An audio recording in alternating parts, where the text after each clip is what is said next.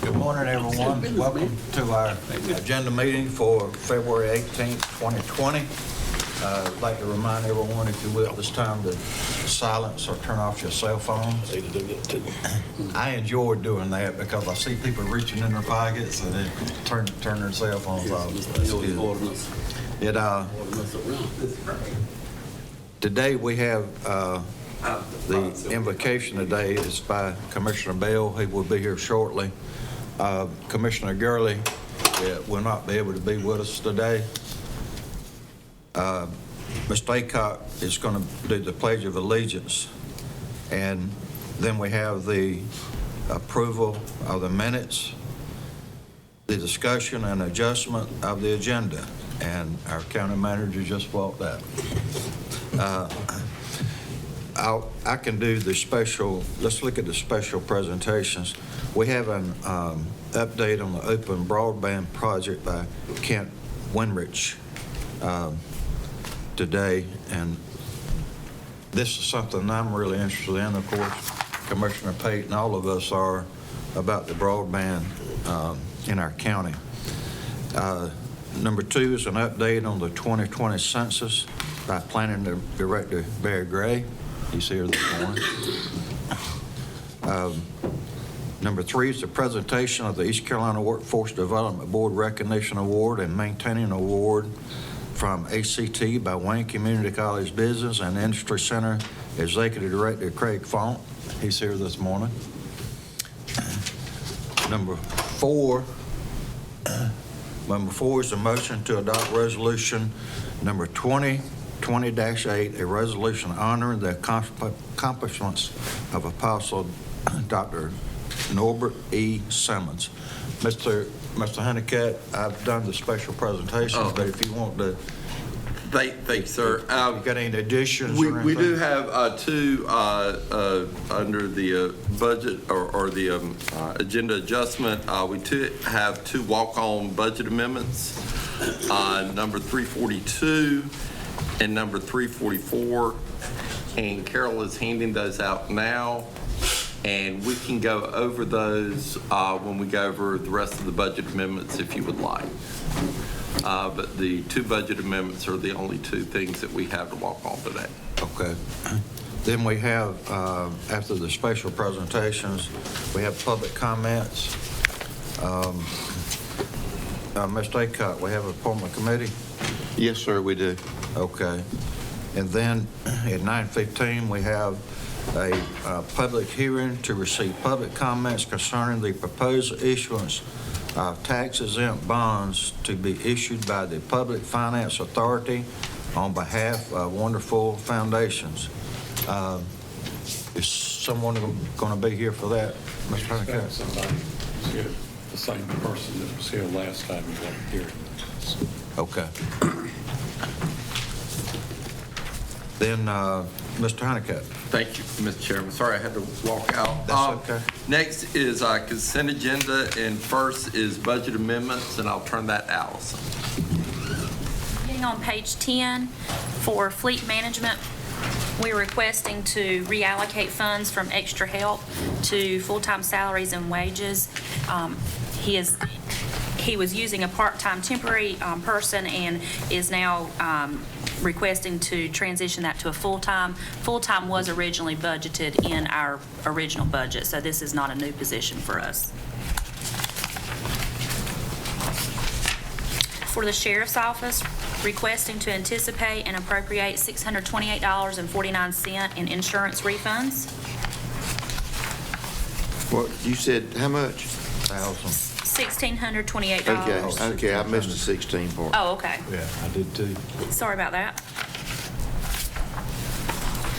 For the Sheriff's Office, and I will mention there are several in here like this. We are trying to adjust our salaries and expenditure line items to prepare the rollover for the budget as of February 28th so that we can use those numbers for projections for the next year's budget. So you'll see a lot of adjustments to our salaries to true up to actual expenditures.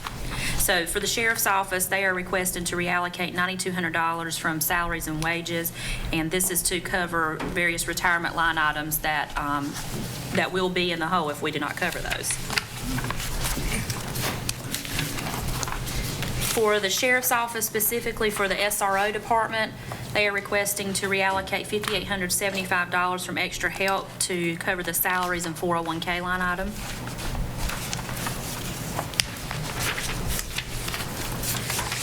For the Maxwell Center, they are requesting to reallocate $19,715 from regular part-time salaries to extra help in the associated line items.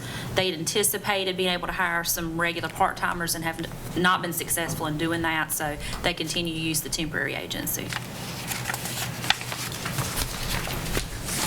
For GWTA, they are requesting to anticipate and appropriate $950 for their retirement line item. This is to true it up to actual. They reimburse us for their salary, so we will receive that back as a revenue. For the detention center, they are receiving some additional funds, SCAP funds, which is your criminal alien assistance program. The total is $15,970. However, they do have to pay a collection fee out of that, which is $12,456. So we will be able to appropriate $3,500 to our non-capital line item. It's a little bit. It's almost like the lottery, isn't it? For the sheriff's office, they've received some federal seized property funds in the amount of $28,805.01. For the detention center, they are requesting to reallocate $43,300 to overtime and extra help and additional line items. They do have some vacancies and are covering that through extra part-time help and overtime. For the sheriff's office, we have another insurance proceeds in the amount of $2,395.80.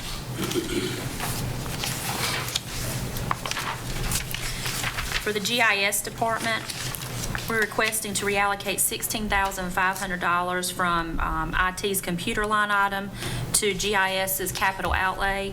This is a computer-related expenditure that was on the CIP. It is for a map plotter that I don't think is going to make it much longer. So they're asking to advance that on the CIP plan and use, and IT has been able to find funds to use for that. Any questions on that one? Okay. For 4-H, they've received additional donations for the robotics club in the amount of $3,424.42. This is assisting with their competition cost. For the detention center, we are requesting to appropriate $100,000 out of fund balance to cover inmate medical claims. This is not, unfortunately, this is not related to any one particular inmate. This is just the cost of covering several claims that have come in as a result of different medical issues with our inmates in the detention center. And we've had to increase our line item for that. Mr. Chairman, Yes, Mr. Carter. we see this escalating, and I would ask that we request a breakdown of those charges so that we can determine maybe some options. Yes, sir. I mean, I think now with this, we're somewhere in the $700,000 on an annual basis. So I think it's time that we take a long, strong look at this. Yes, sir. Thank you. Okay. Chairman, I agree, because this is an item, I mean, we're looking at a lot of money here. And, we still got several months to go in this year.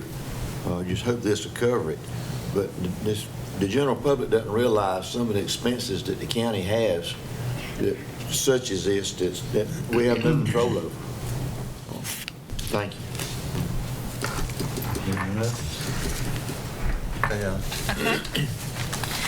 Your next budget amendment is for non-emergency transportation fund. They're requesting to reallocate salaries and wages for holiday pay and some credit card fees that they have to pay as a part of, I think, the insurance and the billing company. And they do have a memo behind this, but basically they're just straightening out their line items as well for the budget next year projections. For EMS, they are also doing the same. Theirs is more significant. They are requesting to reallocate $342,069 from salaries and wages, and as you can see, it's split between several line items: unscheduled overtime, holiday extra help, and retirement contribution. They did break out behind the budget amendment the various line items and why those were different. I think a couple of those, they've been short-staffed and they've had full-time working extra shifts and part-time employees working, and then they're straightening out their budget estimates. Mr. Chairman, Yes, sir. I know it may be too early to tell, but now that we've contracted out part of those services, are we beginning to see any decline in overtime or? Yes and no. Part of it is that we're still working on staffing levels, but it is still a cost, and we're monitoring that now, and hopefully we'll have a recommendation for you at budget time.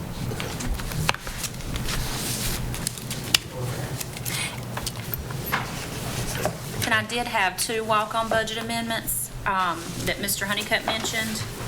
The first that you have is number 342 from Social Services, and they had just received this funding authorization from the state last week, I think after the cutoff, and they do have a time requirement that they have to meet to spend these funds down. But they received additional funds in the amount of $4,761, and this is for the Low-Income Energy Assistance Program. And then for 4H, that's number 344, your second budget amendment.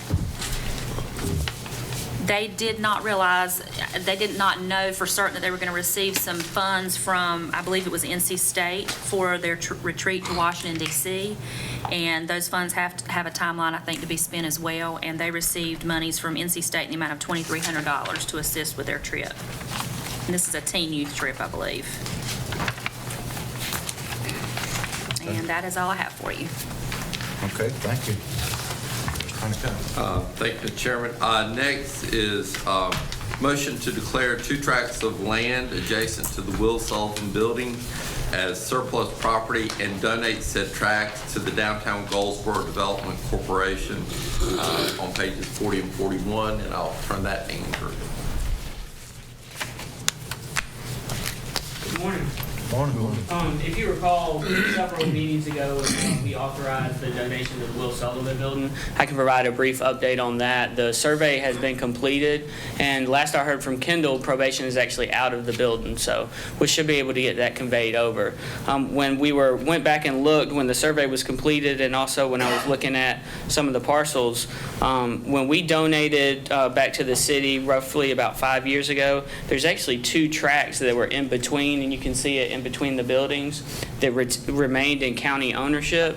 And after speaking with Aaron over at DGDC, they would be interested in securing those as well and maybe wrapping it into the Will Sullivan, or they may actually try to work with, if you recall, we're undergoing with rehab development a tax incentive program to rehab that building that's over on the corner.